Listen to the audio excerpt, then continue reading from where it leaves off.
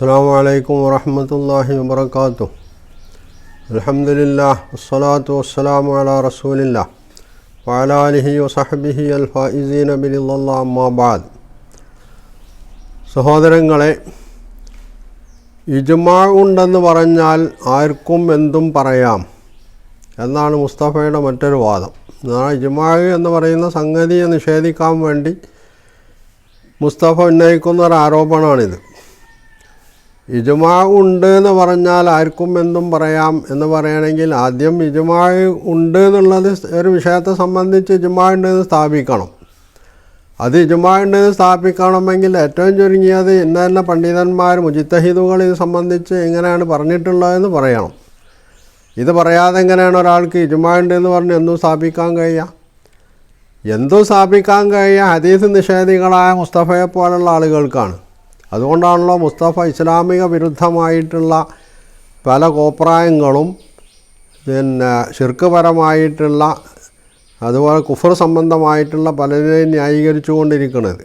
അയാളുടെ അകമ്പൊരുളിൽ അതിനുള്ള എമ്പാടും ഉദാഹരണങ്ങൾ നമ്മൾക്ക് എടുത്ത് കാണിക്കാൻ കഴിയും. ഇത് മുസ്തഫക്ക് പറയേണ്ടി വന്നത് അവിടെ മുസ്തഫ എത്തിപ്പെട്ടത് എന്തുകൊണ്ടാണ്? മുസ്തഫ ഇസ്ലാമിൻ്റെ ഇത്തരം പ്രമാണങ്ങളെയൊക്കെ തള്ളിപ്പറഞ്ഞിട്ട് മൂപ്പര് സ്വതന്ത്ര ഇജ്തിഹാദുമായിട്ട് പോയതുകൊണ്ടാണ്. പിന്നെ ഹദീസിനെ സംബന്ധിച്ച് ഉള്ള മുസ്തഫയുടെ ഒരു വിവരണം. ഹദീസ് സംബന്ധിച്ച് ഇസ്ലാമിക ലോകത്ത് വ്യക്തമായ കാഴ്ചപ്പാടുണ്ട്. ഏത് ഹദീസ് സ്വീകാര്യമാണ്, ഏത് ഹദീസ് സ്വീകാര്യമല്ല. അതുപോലെ തന്നെ എല്ലാവരും തള്ളിക്കളഞ്ഞിട്ടുള്ള ഹദീസ് എന്ന് പറയുന്നതാണ് ഇസ്ലാമിക കാഴ്ചപ്പാടിൽ ഒരു നിലക്കും സ്വീകാര്യമല്ലാത്ത ഹദീസ് പറഞ്ഞത്. മുഹദ്ദിസുകളായിട്ടുള്ള ആളുകൾ അവർ വെച്ച ഉപാധി അനുസരിച്ച് അവർ ഖുർആനിൽ നിന്ന് ആവിഷ്കരിച്ച ഉപാധിയാണത്. ആ ഉപാധി അനുസരിച്ച് ഇവിടെ ഇജ്തിഹാദ് ചെയ്യാമെന്ന് മുസ്തഫ തന്നെ പറയുന്നുണ്ട്. ഈ ഇജ്തിഹാദ് ഇന്ന വിഷയത്തിലേ ആകാവൂന്ന് മുസ്തഫക്ക് ഒരു അതിനെ വല്ല വേലിക്കെട്ടു അയാൾ നിർമ്മിച്ചിട്ടുണ്ടോ എന്ന് എനിക്കറിയില്ല. അപ്പോൾ ഈ ഹദീസ് സ്വീകരിക്കാൻ വേണ്ടിയായിട്ട് ഇന്ന ഉപാധികളൊക്കെ ആവാം, അല്ലെങ്കിൽ ഇന്ന ഉപാധികളാണ് ഖുർആൻ്റെ അടിസ്ഥാനത്തിൽ വേണ്ടത് എന്നൊരാൾക്ക് ഇജ്തിഹാദ് ചെയ്യാൻ പറ്റുമോ? പറ്റുമെന്നാണ് മുസ്തഫക്ക് വാദമെങ്കിൽ അങ്ങനെയുള്ള ഇജ്തിഹാദ് നടത്തിയിട്ടാണ് ഈ മുഹദ്ദിസുകളായിട്ടുള്ള ആളുകൾ ഈ ഹദീസ് സ്വീകരിക്കാനുള്ള ഉപാധികൾ ഉണ്ടാക്കിയിട്ടുള്ളത്. അതല്ല തന്നെപ്പോലുള്ള ആളുകൾക്ക് ഇജ്തിഹാദ് ചെയ്യാൻ പറ്റുള്ളൂ, ഈ മുഹദ്ദിസുകൾക്കൊന്നും ഇജ്തിഹാദിനുള്ള അധികാരമില്ല എന്നാണോ? അത് മുസ്തഫ വ്യക്തമാക്കേണ്ടതാണ്. അപ്പം ഖുർആൻ അനുസരിച്ച് ഇജ്തിഹാദ് ചെയ്യാമെന്ന് മുസ്തഫ സമ്മതിക്കുമ്പോൾ മുഹദ്ദിസുകൾ ഇജ്തിഹാദ് ചെയ്തിട്ടാണ് ഹദീസ് സ്വീകരിക്കാൻ എന്തൊക്കെ ഉപാധികൾ വേണമെന്നുള്ളത് നിശ്ചയിച്ചിട്ടുള്ളത്. അത് ഇജ്തിഹാദിൽ ഒരാൾക്ക് കണ്ടെത്താൻ കഴിയുന്ന സംഗതി ആയിരിക്കില്ല മറ്റൊരാൾ കണ്ടെത്തുന്നത്, വ്യത്യാസം ഉണ്ടാവും.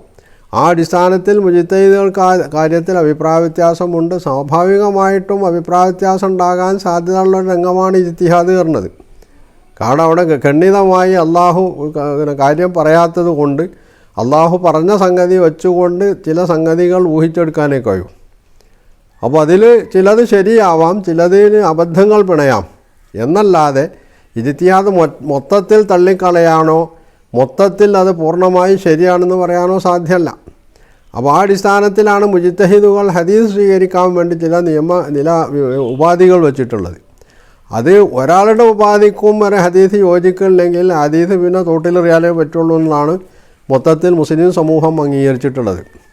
മുസ്തഫ ഇവിടെ പറയുന്നത് ഹദീസ് തന്നെ സ്വീകാര്യമല്ല എന്നുള്ള, എന്നാൽ ഹദീസ് ചരിത്രം എന്നുള്ളവർക്ക് സ്വീകാര്യമാണ് പോലും. അപ്പോൾ ഈ ചരിത്രത്തിൽ ഈ ബാധ്യതകൾ ഇങ്ങനെയുള്ള സംഗതികളൊന്നും ആവശ്യമില്ല എന്നാണോ നവമുജ്തഹിദായിട്ടുള്ള മുസ്തഫയുടെ തീരുമാനം എന്നുള്ളത് അറിഞ്ഞാൽ തിരക്കില്ല. അതുപോലെ തന്നെ മുസ്ലിം ലോകം ഒരിക്കലും അംഗീകരിച്ചിട്ടില്ലാത്ത ചില ഹദീസുകൾ മുസ്ലിം സമൂഹത്തിൻ്റെ മേൽ കെട്ടിവെക്കാനും മുസ്തഫ വൃഥാശ്രമം നടത്തുന്നുണ്ട്. അതിലൊന്നാണ് മൻ അക്കലൽ ബിത്തീഹ ദഖലൽ ജന്ന എന്നുള്ളത്. ഒരു ബത്തക്ക കച്ചവടക്കാരനുണ്ടാക്കിയിട്ടുള്ള കെട്ടിണ്ടാക്കിയ ഒരു ഹദീസാണുള്ള ഇത് മുസ്ലിം സമൂഹം തള്ളിക്കളഞ്ഞിട്ടുള്ളതാണ്. അപ്പോൾ ഇതിനെ ഹദീസിൻ്റെ കൂട്ടത്തിൽ എണ്ണിയത് എന്തിനു വേണ്ടിയാണ്? ഇപ്പോൾ ഒരു രാഷ്ട്രത്തിൻ്റെ ഔദ്യോഗിക തീരുമാനമനുസരിച്ച് ഇറക്കുന്ന കറൻസി, ഈ കറൻസിക്കാണല്ലോ ആ നാട്ടിൽ വാല്യൂ ഉണ്ടാവുക. അതിന് ബദലായിട്ട് രാഷ്ട്രവിരുദ്ധ പ്രവർത്തനങ്ങളിൽ ഏർപ്പെടുന്ന ആളുകൾ കള്ളനോട്ട് അടിച്ചെടുക്കും. ഇതിനും പേരിൽ നോട്ട് എന്ന് പറയാം, പക്ഷേ ഇത് സ്വീകാര്യമാണോ? അല്ലല്ലോ. എന്നതുപോലെ ഹദീസ് എന്ന് വേണമെങ്കിൽ പറയാം. വർത്തമാനം എന്നുള്ള അർത്ഥത്തിൽ ഹദീസ് എന്നുള്ളത് നബി സല്ലല്ലാഹു അലൈഹി വസല്ലം പറഞ്ഞതിന് മാത്രമല്ല, ആരുടെ വാക്കിനും ഹദീസ് എന്ന് പറയാം. ആ അർത്ഥത്തിൽ മൗനൂ ആയിട്ടുള്ള ഹദീസുകൾക്കും ഹദീസ് എന്ന് പറയാമെന്നുള്ളതല്ലാതെ ഈ മന്നക്കലൽ ബിത്തീഖ ദഖലൽ ജന്ന പോലുള്ള ഹദീസുകൾ മുസ്ലിം സമൂഹം സ്വീകരിച്ചിട്ടുള്ളതാണോ എന്നാണ് മുസ്തഫ പറയേണ്ടത്. അല്ലാതെ എങ്ങനെ ഹദീസ് ഉണ്ട് എന്ന് പറയല്ല. ഈ ഹദീസ് എന്ന് പറയുന്ന സാധനം മുസ്ലിം ലോകം അംഗീകരിച്ചിട്ടുണ്ടോ അതോ അവർ തള്ളിക്കളഞ്ഞതാണോ? അപ്പോൾ തൻ്റെ ശ്രോതാക്കളെ വഞ്ചിക്കുക എന്നുള്ളതാണ് യഥാർത്ഥത്തിൽ ഇവിടെ മുസ്തഫ ചെയ്തുകൊണ്ടിരിക്കുന്നത്. പാവങ്ങൾ അവർക്കത് അറിയില്ലോ. മുസ്തഫ മഹാപണ്ഡിതൻ, അയാൾ എല്ലാം തികഞ്ഞിട്ടുള്ള എല്ലാ കാര്യങ്ങളും പഠിച്ചറിഞ്ഞിട്ടുള്ള, ലോകത്ത് ഇന്ന് വരെ ഉദയം ചെയ്തിട്ടില്ലാത്ത ഒരു പരിഷ്കർത്താവ്, നവോത്ഥാന നായകൻ. അദ്ദേഹം ഖുർആനിൻ്റെ മാനവികതയെക്കുറിച്ച് ഇതിനെ തഫ്സീർ എഴുതിക്കൊണ്ടിരിക്കുകയാണ്. ഇതൊക്കെയാണ് ഈ അനുയായികൾ ശ്രോതാക്കൾ മുസ്തഫയെ പറ്റി കാണുന്ന കാഴ്ചപ്പാട് പറഞ്ഞാൽ. ഈ ശ്രോതാക്കളെ വഞ്ചിക്കാണ് ഇവിടെ യഥാർത്ഥത്തിൽ മുസ്തഫ ഇതിലൂടെയൊക്കെ ചെയ്യുന്നത്. അല്ലാതെ മുസ്ലിം സമൂഹം മന്നക്കലൽ ബിത്തീഖ ദഖലൽ ജന്ന ഹദീസ് ഒരു കാലത്തും അംഗീകരിച്ചിട്ടില്ല. അതുപോലുള്ള ഒരുപാട് ഹദീസുകളുണ്ട്. അത്തരം ഹദീസുകൾ രേഖപ്പെടുത്ത ഗ്രന്ഥങ്ങൾ തന്നെ മുസ്ലിം ഇസ്ലാമിക ലൈബ്രറികളിൽ കിട്ടും. അൽ മൗലൂആത്ത് എന്ന പേരിൽ അറിയപ്പെടുന്ന അത്തരം ഹദീസുകൾ ക്രോഡീകരിക്കപ്പെട്ട ഗ്രന്ഥങ്ങളുണ്ട്. അതിലൊക്കെ ഇത്തരത്തിലുള്ള ഹദീസുകളാണ്. ഇതൊക്കെ മുസ്ലിം സമൂഹം തള്ളിക്കളഞ്ഞതാണ്. ഹദീസുകളെ സഹീഹ്, അതുപോലെ ലഈഫ്, മൗലൂ ഇങ്ങനെ വേർതിരിച്ചിട്ട് തന്നെ ഗ്രന്ഥങ്ങൾ കാണാൻ കഴിയും. ഇതൊക്കെ അവഗണിച്ചിട്ടാണ് മുസ്തഫ ഈ ഉണ്ടല്ല വെടി പൊട്ടിക്കുന്നത്.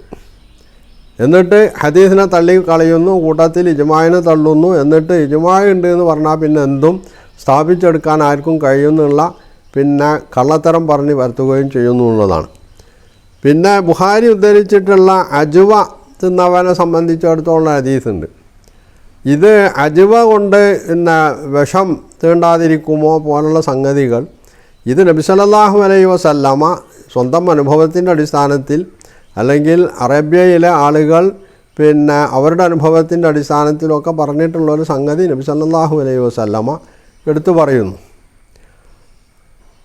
ഇസ്ലാമിൽ മുസ്തഫ പറയുന്ന അനുസരിച്ച് ആയിഷ റളിയല്ലാഹു അൻഹായെ നബി സല്ലല്ലാഹു അലൈഹി വസല്ലമ 6-ാമത്തെ വയസ്സിൽ വിവാഹം ചെയ്തു. ഇത് സുന്നത്താവണ്ടേ എന്നൊരു ചോദ്യമുണ്ട്. അതുപോലെ അജുവ തിന്നൽ സുന്നത്താവണ്ടേ? ഇതൊക്കെയാണ് മുസ്തഫൻ്റെ ചോദ്യം. ബാലിശമായിട്ടുള്ള ഇത്തരത്തിലുള്ള വാദങ്ങളിൽ ഉന്നയിച്ചുകൊണ്ടാണ് മുസ്തഫ ഹദീസിനെയും മറ്റുമൊക്കെ നിഷേധിക്കുകയും എതിർക്കുകയും ചെയ്യുന്നു എന്ന് പറയുന്നത്. യഥാർത്ഥത്തിൽ എന്താണ് സുന്നത്തുർ റസൂൽ എന്ന് പറഞ്ഞാൽ?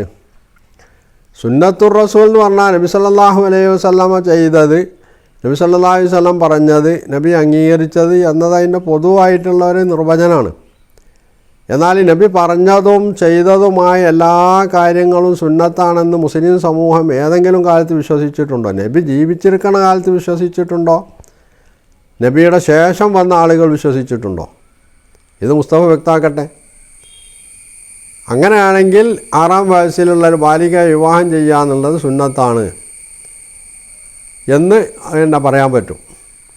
ഇസ്ലാമിൽ നിർബന്ധമായിട്ടുള്ള ഹുക്കുമെന്ന് പറഞ്ഞ സംഗതി ഉണ്ടല്ലോ. ഹുക്കുമെന്ന് പറഞ്ഞാൽ എന്താ? ഹുക്കുമ് എന്ന് പറഞ്ഞിട്ടുണ്ടെങ്കിൽ ഒരു സംഗതി അള്ളാഹു അവൻ്റെ സൃഷ്ടികൾക്ക് നിയമമാക്കുന്ന സംഗതികൾക്കാണ് ഹുക്കുമ് എന്ന് പറയുന്നത്. ഈ ഹുക്കുമിനെ 5ആയിട്ടാണ് പണ്ഡിതന്മാർ വേർതിരിച്ചിട്ടുള്ളത്.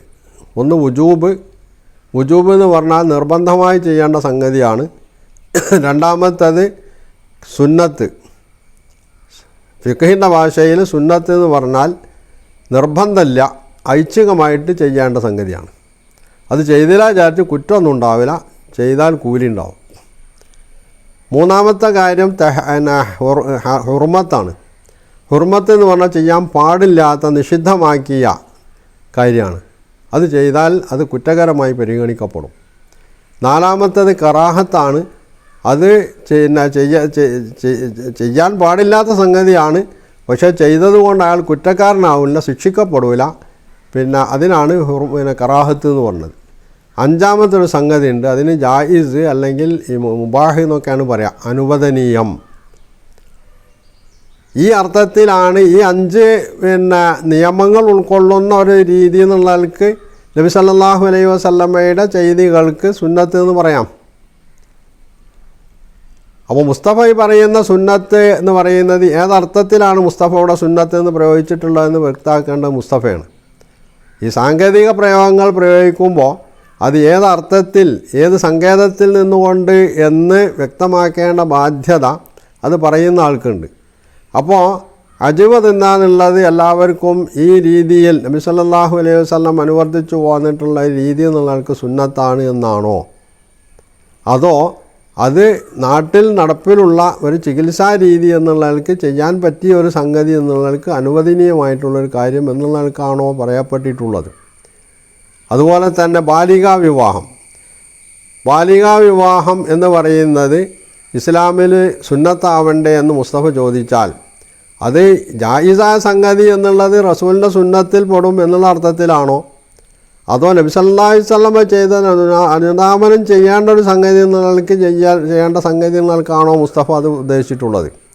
അങ്ങനെയാണെങ്കിൽ മുസ്ലിം ലോകം ഇക്കാലം വരെ ആരും തന്നെ ബാലികാ വിവാഹത്തെ അനുധാവനം ചെയ്യപ്പെടേണ്ട ഒരു സംഗതി എന്നുള്ളവർക്ക് മുസ്ലിം ലോകം മനസ്സിലാക്കിയിട്ടില്ല. മുസ്തഫ അങ്ങനെ മനസ്സിലാക്കിയിട്ടുണ്ടെങ്കിൽ അത് മുസ്തഫയുടെ അബദ്ധമാണ് എന്ന് മാത്രമേ പറയാൻ പറ്റുള്ളൂ. പിന്നെ ഈ ബാലികാ വിവാഹം എന്ന് പറയുന്നത് മുസ്തഫ പറയുന്ന തിരുത്തപ്പെടാത്ത പൂർവ്വവേദങ്ങളുണ്ടല്ലോ, ഈ പൂർവ്വവേദങ്ങളുടെ ഉള്ള പ്രവാചകന്മാർ അതിൻ്റെ അനുയായികൾക്കൊക്കെ ചെയ്യാം.